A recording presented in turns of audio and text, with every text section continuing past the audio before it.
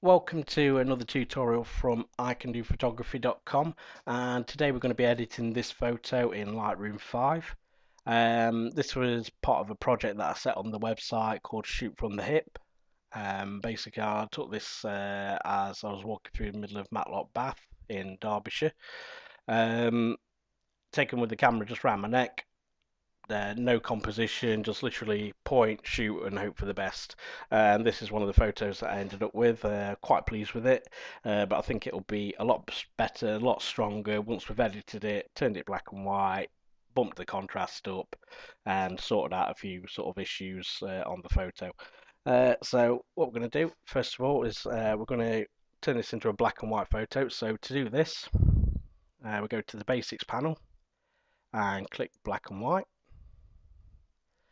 Okay, so the image has changed. It's okay. It's really boring. It's flat, and as you can see from the histogram, everything's right down this bottom end. It's all in shadows, and there's very little in the way of highlight there. I've also seen this area in the top here, which I'm going to crop out because I find it sort of really distracting. So I'm just going to crop that out first before we start messing about with the contrast and things. Okay, so first of all what we're going to do is we're going to bump up the whites, and we're going to take those up to around about plus 62, and we're also just going to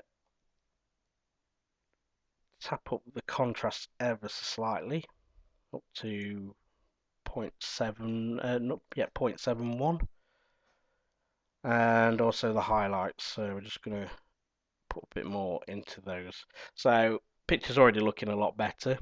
The histogram's looking a lot healthier, but I want this to be really, really contrasty, so I'm just going to bump up the contrast really, really high here. Okay, so it's somewhere around about there. Okay, so again, really, really contrasty, but we can go a little bit further with this, and we can put some more clarity on. And again, I'm going to go quite high on this because this will affect the contrast in the midtones, and I want that again to have this sort of gritty look, and that sort of helps with it. So as you can see, we've already got sort of quite a strong sort of looking image there, and the histogram, as you can see, is also looking a lot healthier as well. It's a lot more sort of spread out. We have lost a little bit of detail in some of these shadows, but it's nothing of that much consequence. Might be worth just popping up the blacks just ever so slightly, and we'll just have a quick look at that. Yeah, that's a lot better. The only stuff that's sort of blown out on highlight wise is already sort of white anyway, so I'm sort of pretty happy with that. What we're going to do as well is I know for a fact that this is going to be sort of quite grainy because I took this at ISO 3200. Because obviously I needed to, because I wasn't actually composing this or holding the camera straight, I needed a high ISO to compensate for it not being the brightest day, and to keep my shutter speed up so things were sharp, and also had quite a high f number of f16. Okay, so I'm going to take the luminance up ever so slightly here. I don't want to get rid of all the noise, I want to maintain some of it. And I'm also going to take this mask in. If you press Alt on the PC or Command on the Mac and move your masking up, it will show you the parts that are actually going to be masked and which are actually going to be affected by the sharpening. So I just want the edges to be sharpened ever so slightly, so I've just again I've just bumped that up, and I don't want this to be affecting sort of the detail in the actual these sort of areas here. Just want it on the sort of edges and things like that, so that's why I've turned the mask up as high as I have.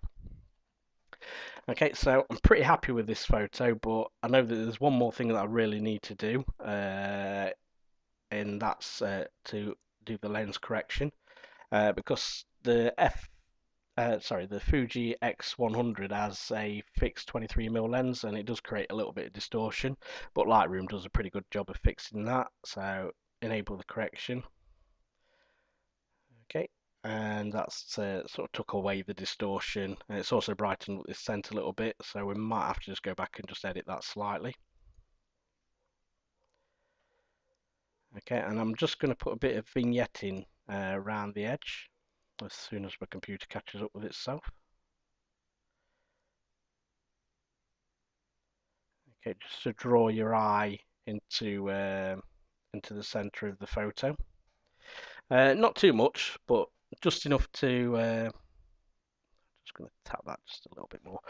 Just enough to sort of take your eye and attention away from the edges. And to be honest with you, that's pretty much solved the issue with it being too bright as well.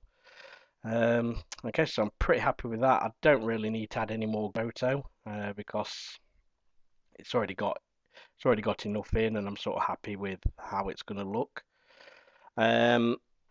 So that's how I would edit the photo. Again, use this as sort of just a guideline of how to edit a photo. Every photo is going to be different.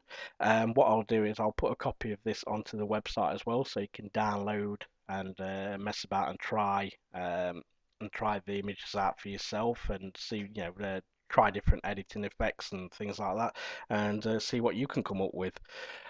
So thanks for watching. If you like, please subscribe. It does help. We will be posting more tutorials and other videos soon.